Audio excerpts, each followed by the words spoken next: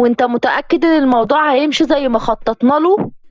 ما تقلقيش، انا اتفقت مع الرجالة وهنجيب البت دي لحد عندنا وناخد منه اللي عايزينه كله. المهم نزلت اللي في بطنك ده؟ اه نزلته. شاطرة يا روحي، هو ده الصح. عدى يومين وكانت أمنية بره بتجيب حبة حاجات، وهي في طريقها وسايقة العربية لقيت اتنين متابعينها بالعربية ووراها في كل مكان. اتصدمت، ما بقتش عارفة تعمل ايه. وفقت أمنية ولقيت نفسها مش شايفة أي حاجة وفي مكان هدوء جدا. حد هنا، حد هنا يرد عليا. وصفا دخلت لها. صفا، بتصرخي ليه يا أمنية؟ لسه بدري على كده يا حبيبتي. أنا بعمل إيه هنا يا صفا؟ مخطوفة هنا يا حبيبتي. وهتستفادي إيه من كده؟ أنا عايزة أفهم بس. بسهولة، مقابل فلوس جوزك يا أختي. ده بعدك، خالد لو مسكك مش هيسيبك يا صفا ولا هيرحمك. واديني بضربك، وريني جوزك هيعمل إيه بقى يا حلوة. وفضلت تضرب في أمنية لحد ما أمنية أغمى عليها. برافو برافو يا صفا، نفذت المطلوب بالظبط. وصور أمنية في الحالة دي وبعتها لخالد. وكده بقى خلصنا من أول خطوة. ومشي وسابوا أمنية، وخالد كان في أوضته وجات له رسالة وفتحها، بس اتصدم أول من المنظر اللي قدامه. أمنية، أظن شفت صورة مراتك ومنظرها. انت مين؟ انت مين مش مهم، المهم دلوقتي تنقذ مراتك في أسرع وقت ولا ايه؟ قسما بالله ما هرحمك. تنازل عن فلوسك كلها وعقد بيع وشراء للشركة وتاخد مراتك، أصلها حاليا بتموت. موافق، بس أمنية ما يحصلش لها حاجة. بقولك ايه، انت تنفذ وبس بدون كلام، معاك 3 ساعات تنفذ فيهم. وقفل خالد المكالمة وهو حاسس ان قلبه مقبوض جدا، مش عارف هيعمل ايه، لكن فكر انه هيتصل بالمحامي بتاعه. محمد، اسمعني كويس وافهم هقولك ايه وتنفذه بالحرف الواحد. حاضر يا صاحبي، ما تقلقش. طب اسمع وركز معايا قوي. تمام، هجهز الأوراق وخلال ساعتين هيكونوا عندك كاملين. انت شاكك في حد معين يا أستاذ خالد؟ مفيش، بس لو اللي في دماغي صح يبقى هي اللي جنت على نفسها. قصدك مين بالظبط؟ قصدك على مين؟ صفا، صفا اللي كنت متجوزة، احتمال هي. وبص محمد على خالد وسكت، هو شايف ان خالد قلقان جدا. مرت ساعة عليهم وهم قاعدين عمالين يتكلموا مع بعض، وفجأة التليفون رن. ايه ده؟ خالد بيه مستعجل وخايف عليا للدرجة دي؟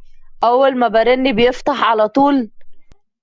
بقولك ايه ياض انت، انجز، الورقة جاهز عشان نخلص من اللعبة السخيفة دي.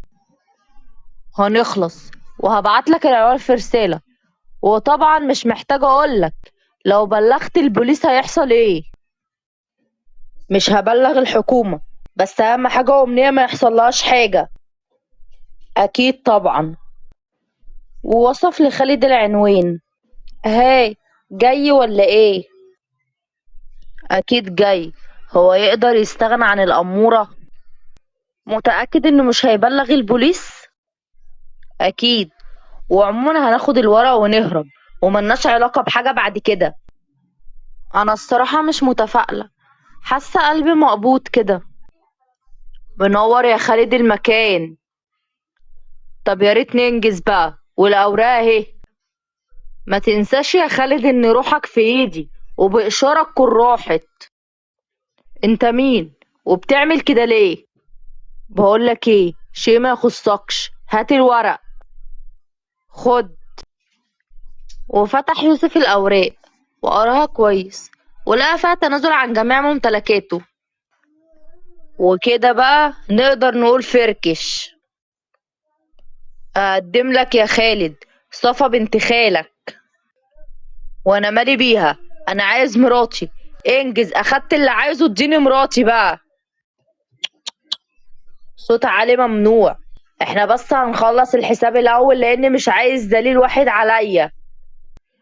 يوسف حرام عليك، هتموتني؟ مش كنا متفقين هننفذ الموضوع ونهرب مع بعض؟ لا، ما خلاص يا صوفي، دورك انتهى معايا. وضرب صفا بالرصاص موتها. انت بتعمل كده ليه؟ الفلوس كانت خطة بسيطة بيني وبين صفا بقى، الله يرحمها. انت بتعمل كده ليه؟ مش خدت فلوسك خلاص؟ عايز ايه تاني؟ ما انا قلت بقى، عايز ما اسيبش اي دليل واحد ورايا. يا ترى بقى ابدأ بيك ولا بالمدام؟ قسما بالله ما هرحمك يا حيوان، والله لا اوريك.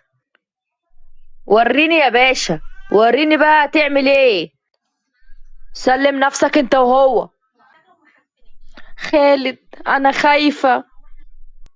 اهدي يا حبيبتي، انا معاكي خلاص وكل شيء انتهى. ربنا يخليك ليا يا حبيبي يا رب.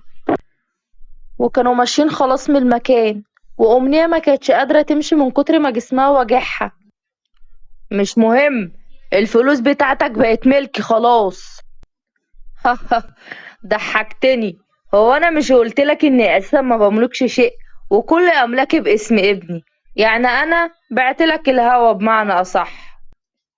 وطلعوا ركبوا تاكسي، وامنية كانت تعبانة جدا، وخد امنية المستشفى عشان يطمن عليها.